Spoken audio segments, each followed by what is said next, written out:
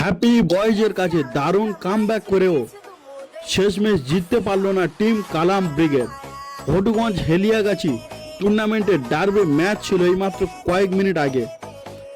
Happy boys খেলার শুরুতে দুরান্ত গোল করে 1-0 গোলে এগিয়ে যায় টিম হ্যাপি বয়েজ। তার মাত্র কয়েক মিনিট খেলা চলার পরে আবার গোলকিপার হ্যাপি থেকে সানি থেকে আবারও সুন্দর পাস, সেখান থেকে আবারও দারুণ ফিনিশ, গোল করে দিল।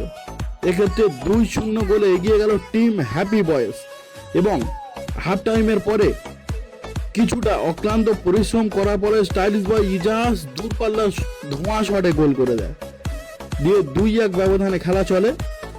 শেষের কিছু আগের মুহূর্তে এসে মোস্তাকের পাশে দারুণ দল সমতায় ফেরালো কিউট বয় সাদ্দাম। 2-2 ব্যবধানে খেলা চলছিল। এক্ষেত্রে এক্সট্রা অতিরিক্ত 2 মিনিটে এসে সানি থেকে টুবলু থেকে আবারও দারুণ পাস এবং আবারও ধোঁয়া শটে সেখান থেকে গোল। 3-2 গোলে এগিয়ে যায় টিম হ্যাপি বয়েজ। আর কয়েক সেকেন্ড খেলা বাকি থাকায় সেখান থেকে আবারও দুরান্ত গোল করে দেয় সেই লিটিল ইগল সোনু, দিয়ে 4-2 ব্যবধানে খেলাটি নির্ধারিত টাইমের খেলা শেষ হয়।